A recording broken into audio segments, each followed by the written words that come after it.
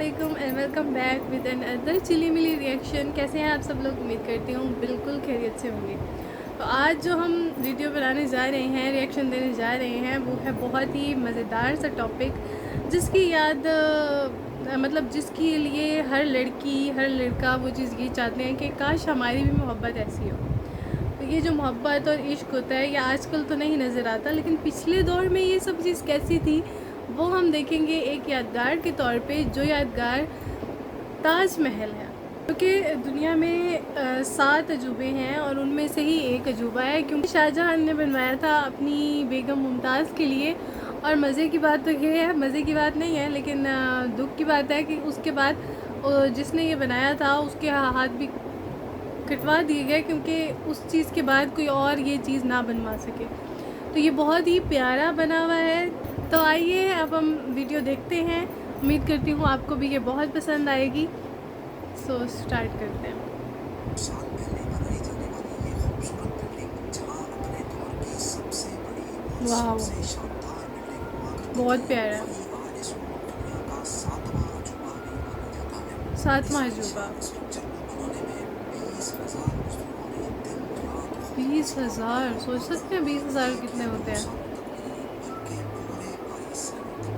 22 अगर आज साल के दौर में इसकी कीमत का अंदाजा लगाया जाए तो संगमरमर का ये अनमोल मकबरा हैरतअंगेज तौर पे $1 बिलियन यानी 7,500 करोड़ रुपयों से भी ओह, ज्यादा महंगा है, क्योंकि इस बिल्डिंग में मुगल आर्किटेक्ट्स ने अपने हुनर की कई ऐसी निशानियां छोड़ी थी जिनकी दुनिया के क्योंकि टॉप वो पत्थर इंजीनियर्स के भी ऊपर ही बना हुआ है आराम से सारा। तारीफ करते हैं। इस बिल्डिंग को ऐसे डिजाइन किया गया कि जब मेन गेट के पीछे से इसको देखा जाता है तो ये काफी बड़ी बहुत लगती है, प्यारा है। लेकिन जैसे ही मेन गेट की तरफ बढ़ा जाता है तो ऑटोमेटिकली इसका साइज छोटा होता जाता है। दिमाग को हम्म। चकरा देने वाली ये कोई पहली बिल्डिंग नहीं थी जो मुगल आर्किटेक्ट्स ने इस्तेमाल की।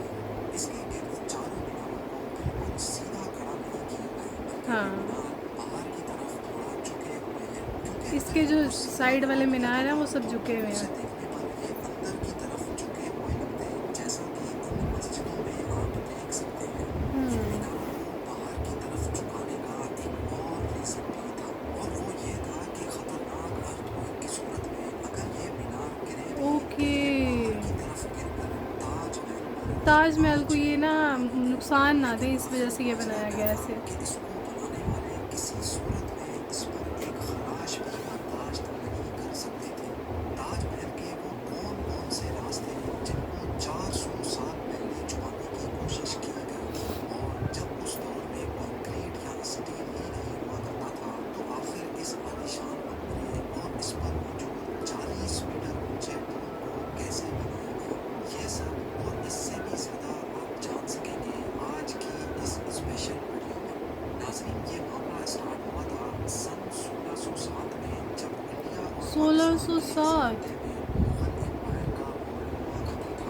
इस दिन मुगल मतलब यहाँ पे शहंशाह जब का मुगलों सबसे की छोटा बेटा हुकूमत थी तो तब ये चीज़ शाह बनाई गई महमूद थी। खुर्रम 15 साल का हो चुका था, और उसी की सेलिब्रेशन के लिए आगरा फोर्ट में एक आगरा आलीशान पार्टी फोर्ट। रखी गई थी। खुर्रम मुगल शहंशाह को सबसे ज्यादा अजीज था, इसी वजह से इसके हर जन्मदिन पर इसको हीरे जवाहरात और सोने से तोड़ा जाता था, यानी जितना हम्म। वजन शहजादे खुर्रम का होता था उतना ही खजाना इसके नाम कर दिया जाता था। ओह, लेकिन इस मतलब वो जन्मदिन कहते हैं पर ना कि कुछ सोने में और भी तोलना वो खास चीज़ होने है। वाला था। मुगल शहंशाह ने शहजादे खुर्रम की शादी अपने एक वकील की बेटी के साथ कर दी, जिसको मुमताज महल के नाम से जाना मुमताज़। जाता है। मुमताज और खुर्रम को पहले दिन ही एक दूसरे से बेइंतहा मोहब्बत हो चुकी थी, और लव इस एट वक्त फर्स्ट ये किसी को भी साइड। मालूम नहीं था कि इस मोहब्बत का बोलबाला हमेशा के लिए रहने वाला है। अगले 10 सालों तक शहजादे ने कई जंगें लड़ी और उनमें भरपूर कामयाबी भी हासिल की। इसी वजह से शहंशाह ने खुश होकर उनको शाहजहां के लक़ब से नवाजा, जिसका मतलब है दुनिया का बादशाह। अच्छा, उसका पहले शाहजहां नाम था की खुरम कुल और फिर 6 उसका बीवियां थीं शाहजहां। जो आगरा फोर्ट के हरम में ही रहती थीं। इन 6 में से शाहजहां सबसे ज्यादा मोहब्बत मुमताज 6 से करते बीवियाँ। थे, और यही वजह थी कि उनका ज्यादातर वक्त मुमताज महल के साथ ही गुजरता था। वक्त तेजी से गुजरता जा रहा था, और 4 सालों के बाद यानी 1621 में मुगल शहंशाह अचानक चल बसे। शाहजहां जो पहले ही मुगल एम्पायर में खासा मतलब उसके जो फादर थे उनकी डेथ हो गई। 1628 में यानी बाप की मौत के 7 साल बाद उसने शहंशाह की गद्दी संभाली। पूरी मौर्य सल्तनत अपने नए शहंशाह से बेहद खुश नजर आती थी।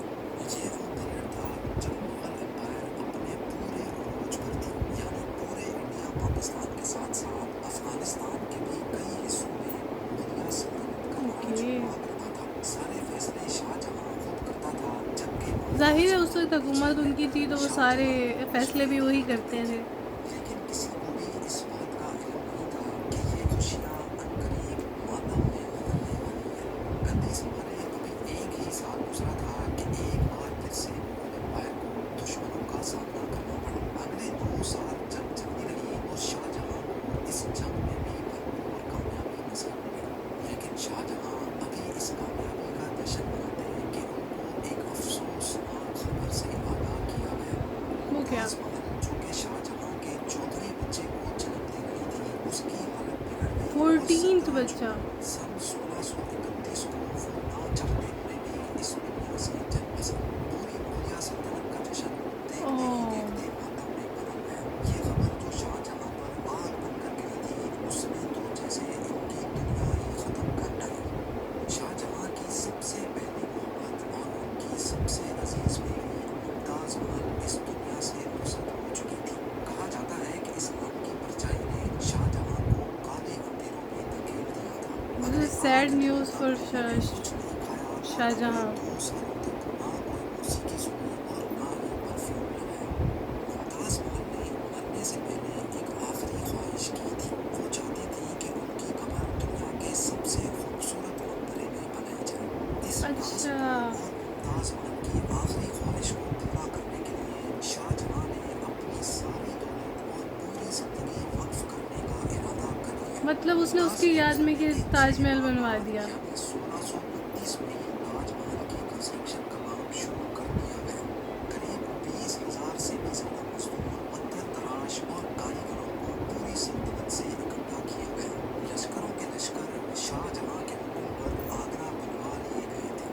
क्योंकि मुमताज की कब्र यमुना रिवर के बराबर में मौजूद थी, इसी वजह से इस जगह पर दुनिया ओके, की उसके नीचे सबसे साथ में खूबसूरत यमुना नगर भी मंजरनामा है। ये काफी मुश्किल इंडियंस और का सख्त काफ़ी रिवर के फेमस किनारे से वो महफूज माना होते जाता हैं। है और रिवर। अगर यहाँ खुदाई का काम किया गया तो पानी का बहाव ताजमहल की फाउंडेशन को भी नुकसान पहुंचा सकता था।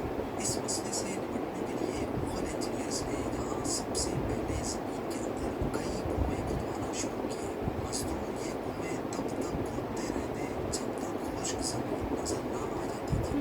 इन कुओं को पत्थरों और गारे से भरा गया और फिर उसके ऊपर पत्थरों के बड़े बड़े कॉलम्स खड़े किए गए। ओके, इस सारे काम को अंजाम देने के लिए मजदूरों के साथ साथ हाथियों की एक बहुत बड़ी फौज को भी इस्तेमाल किया गया। मुगल इंजीनियर्स की यह ट्रिक काम कर चुकी थी और अब एक ऐसी मजबूत फाउंडेशन तैयार थी जो नरम जमीन पर भी फौलाद बनकर खड़ी थी। फाउंडेशन के बाद अब बारी थी एक ऐसे बिल्डिंग डिजाइन की जो आज से पहले किसी ने भी ना मतलब ये देखा हो। पानी के एक ऊपर ऐसा बनाया डिजाइन गया जो है। पिछले सारे रिकॉर्ड तोड़ डाले। ताजमहल के डिजाइन का आइडिया शाहजहां ने अपने बाप दादा के मकबरों से लिया था। बाप के मतलब मकबरे ये से उससे भी कुओं का पुराने दौर आइडिया की लिया सोच गया, है। दादा के मकबरे से बिल्डिंग गोल का आइडिया लिया और अपने अंकल के मकबरे से डोम का आइडिया लिया था। और जब इन सबको कंबाइन किया गया तो एक शानदार और आलीशान डिजाइन उभर कर सामने आया। वाओ, ये सच बिल्डिंग में के बहुत ही स्ट्रक्चर को प्यारा है। बनाने के लिए लाखों नहीं करोड़ों ईंटें मौके पर ही पैक की गई। ये सब इतना आसान नहीं था और इसमें लातादाद पैसे भी बहाए जा रहे थे। हर गुजरते दिन शाही खजाना तेजी से खाली होता जा रहा था।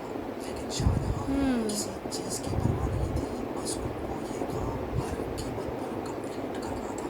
कहा जाता है कि ताजमहल की कंस्ट्रक्शन में इतने ज्यादा लोग लगाए गए थे कि इनकी वजह से आस पास के इलाकों में खाना पीना खत्म हो गया था। ओह, 20,000 मजदूर नहीं काम मतलब करते ऐसे तो थे नहीं होना चाहिए था और कि कभी खाना पीना कभी ही बंद कर दो उस चीज़ शाहजहां में। ने आस पास के तमाम इलाकों से अनाज आगरा मंगा लिया था।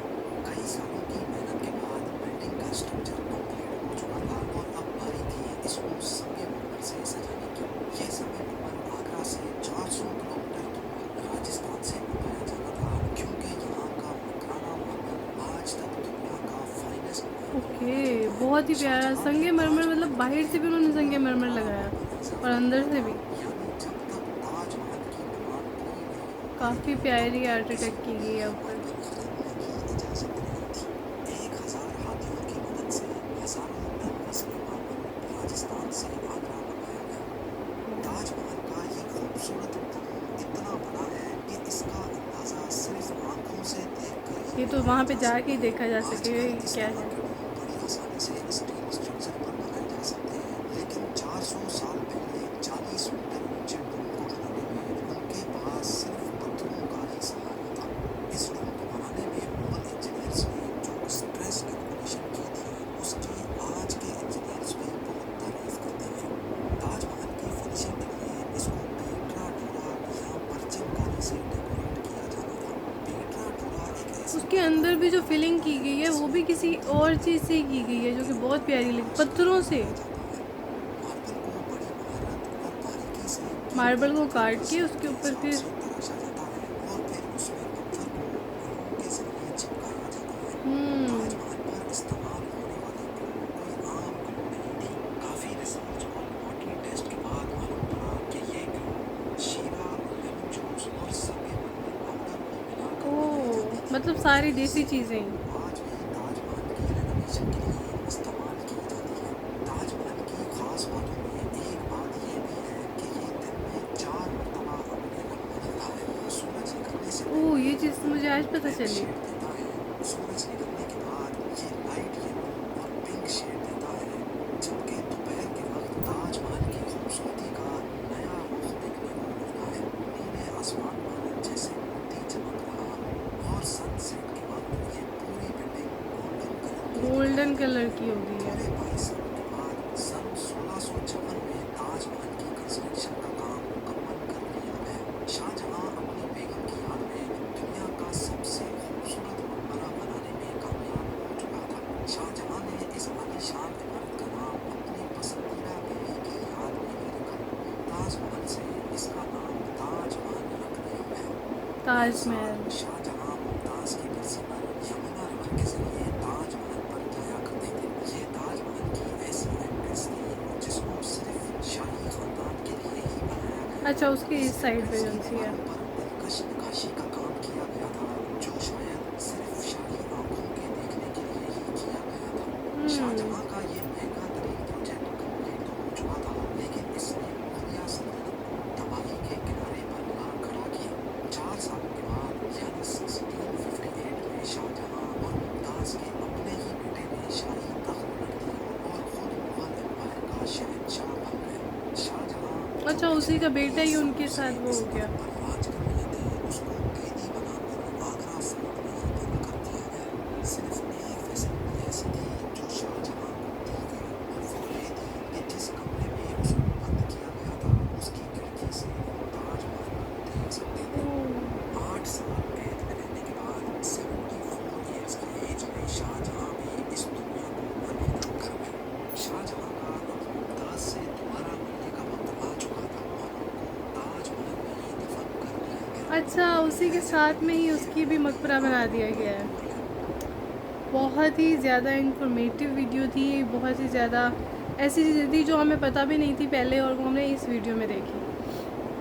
और ऐसी स्टोरीज आजकल सुनने में तो नहीं आती, बल्कि सोचने में भी नहीं आती कि ऐसी स्टोरीज़ हो सकती हैं जैसे उस टाइम की स्टोरी थी। बाकी मुझे तो बहुत अच्छी लगी वीडियो, और वो जो प्यार मोहब्बत इश्क वाली बातें होती हैं ना, वो यहाँ पे नज़र आती हैं, और ये होती हैं वो चीज़ें जो आजकल के दौर में नहीं हैं। तो आप लोगों को कैसी लगी ये मुझे कमेंट में ज़रूर बताइएगा। मिलते हैं नेक्स्ट वीडियो के साथ, तब तक के लिए अल्लाह हाफिज़।